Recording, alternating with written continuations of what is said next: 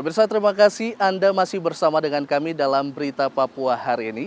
Dan bagi Anda yang baru saja bergabung bersama kami, akan kami sajikan kembali berita utama kami di hari ini. Berikut cuplikannya.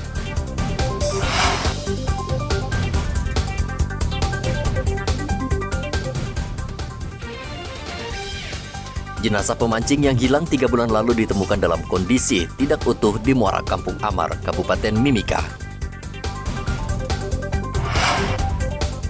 Terbawa arus muara, Kepala Dinas Kominfo Mimika tewas. Ratusan anak-anak di Merauke dan Mimika ikut kejuaraan lato-lato.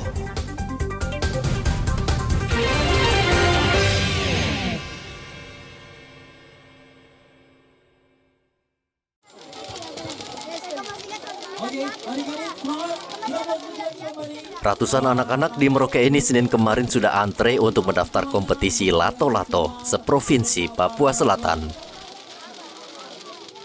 Padahal lomba sendiri baru akan dimulai pukul 1 siang. Permainan yang tengah digandrungi anak-anak ini baru pertama digelar di Merauke dan mendapat respon yang luar biasa. Menurut Iqbal, Ketua Panitia Pelaksana Lomba, dari 400 anak yang mendaftar melalui media sosial, hanya 250 orang yang bisa mengikuti kompetisi ini karena waktu dan tempat yang terbatas. Kompetisi lato-lato ini berapa peserta yang ikut ini? Kalau terdaftar secara WhatsApp-nya, via online-nya sekitar 400 peserta, Pak. Cuma yang registrasi yang sekarang ikut sebanyak 250-an. Yang pertama, kita ingin melatih mental anak-anak dalam mempersiapkan diri dalam pertandingan. Yang kedua, anak-anak dalam usia sejak dini sudah kita latih ketika mengikuti sebuah perlombaan, menang kalahnya bagaimana merespon itu, terlatih di awal. Dan yang ketiga, agar anak-anak bisa menjauhkan diri daripada permainan game di gadget. Seperti itu, Pak. Nah, untuk menjamin safety daripada perlombaan ini seperti apa yang dilakukan oleh panitia? Ya, yang pertama, setiap registrasi sudah kita ingatkan dari awal untuk para peserta yang melakukan registrasi untuk selalu memperhatikan lato-latonya diikat dengan baik. Karena setiap registrasi diantar oleh orang tua, kita edukasikan ke orang tua kedemikian. Lalu yang kedua, kita tidak bosan-bosannya mengedukasi pada saat pertandingan. Dan yang ketiga, sebelum melakukan pertandingan, kita selalu ngecek. Setiap pengawas, ada 4 pengawas, dan setiap satu grup kelompok selalu mengecek kembali kepastian sterilnya daripada alat yang dipakai buat pertandingan. Untuk menghindari hal yang tidak diinginkan, panitia sangat berhati-hati menggelar kompetisi ini. Sebelum lomba dimulai, panitia memeriksa seluruh alat permainan yang dibawa peserta, baik tali dan lato-latonya sendiri. Lomba yang sama juga digelar di salah satu supermarket di Timika. Lomba lato-lato ini menarik banyak peminat, terlihat dari jumlah anak-anak yang mendaftar.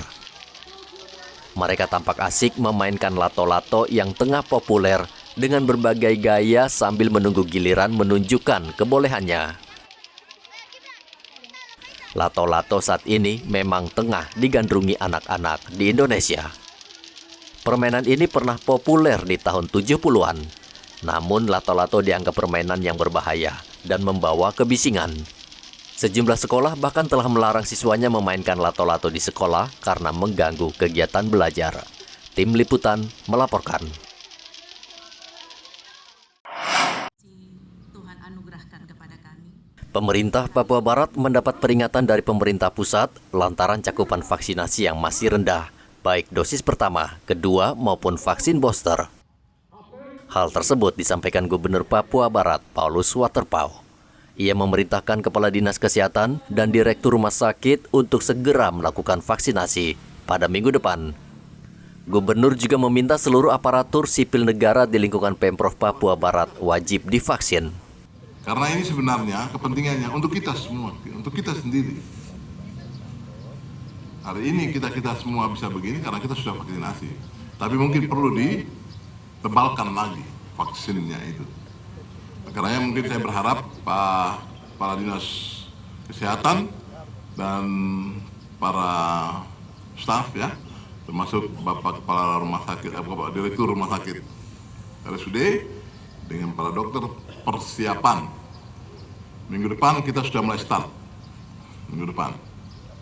Untuk nanti meminta saudara-saudara dari masing-masing Satker dan kerja OPD untuk datang vaksinasi. Setelah itu baru nanti kita bergerak bersama untuk mengupayakan saudara-saudara kita yang ada di pertama Manokwari Selatan untuk vaksinasi. Yang kedua di Pegaf, karena untuk vaksin pertama, kedua, dan ketiga, dua daerah inilah yang memberi sumbangsi terbesar. Papua Barat berada pada level merah itu. Saat ini cakupan vaksinasi di Manokwari Selatan dan Pegunungan Arfak masih sangat rendah di bawah 50%. Rendahnya capaian vaksinasi di dua kabupaten itu disebabkan karena sebagian besar warga masih tidak percaya adanya COVID-19. Pemerintah Papua Barat juga akan membuat peraturan yang mengikat bagi ASN untuk menggenjot cakupan vaksinasi di daerah. Edi Musahidin melaporkan dari Manokwari, Papua Barat. Pemirsa, informasi tadi mengakhiri jumpa kita dalam Berita Papua hari ini. Saya Heri Orun, mewakili seluruh kerabat kerja yang bertugas, mengucapkan terima kasih untuk kebersamaan Anda. Selamat pagi, selamat beraktivitas, dan Wanyam.